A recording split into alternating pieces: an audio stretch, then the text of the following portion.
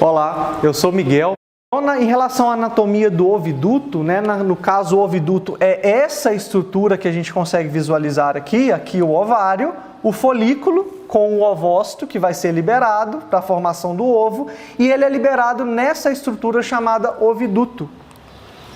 Então o oviduto das aves é um conduto que estende do ovário até a cloaca. A cloaca seria a porção onde vai ter a saída do ovo e das excretas dessa ave também. Então vamos supor que o ovário esteja nessa posição, o oviduto e no final a cloaca, o local onde vai ocorrer a deposição desses ovos.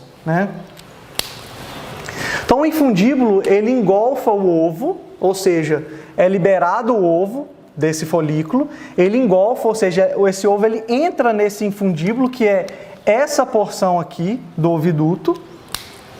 Local de fecundação, então neste local aqui é onde o espermatozoide ele encontra esse oócito, ou seja, quando ocorre o acasalamento entre as aves, o espermatozoide, o contato entre as cloacas do macho e a porção sexual do macho e da fêmea ocorre nessa região, que é a região da cloaca, onde é depositado o sêmen rico em espermatozoides e ele vai ascendente até encontrar aqui com o oócito. Então a fecundação ela ocorre nesse ponto aqui do oviduto.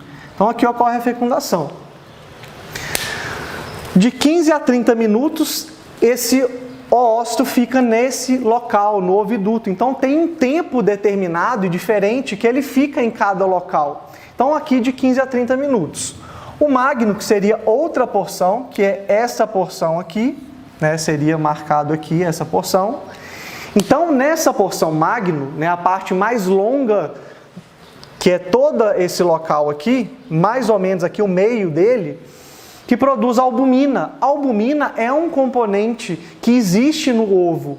Quando a gente faz uma avaliação de componentes do ovo, dos ovos, a albumina é um componente que existe no ovo e ele é depositado justamente nessa porção, no magno, que fica, o ovo fica, ele é transportado, ele percorre por essa distância, por esse local do magno, por 30 minutos aproximadamente, por 3 horas, aproximadamente.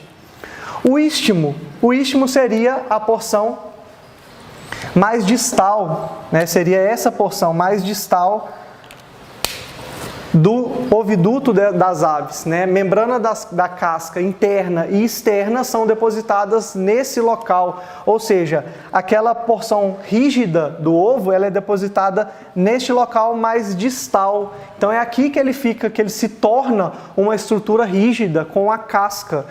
E esse local é o local onde fica de 60 a 90 minutos até que ele seja posto, que ocorra a postura desse ovo.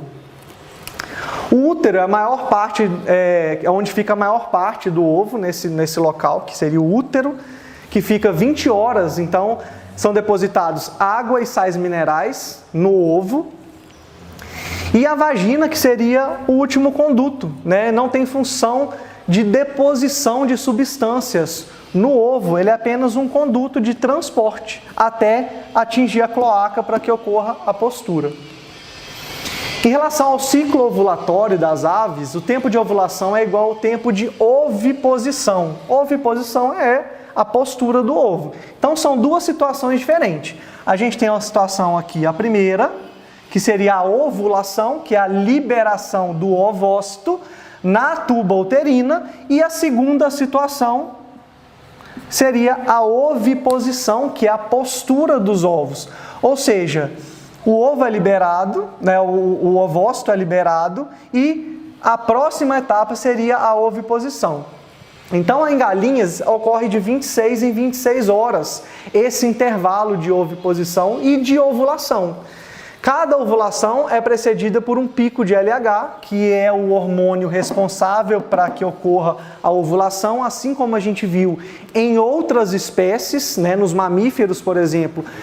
é dependente da liberação do pico de LH, de altos níveis de LH, para que ocorra a ovulação, e isso ocorre de 26 e 26 horas. Ou seja, em 26 horas ocorre a ovulação e depois de 26 horas ocorre a oviposição. Então é um ciclo.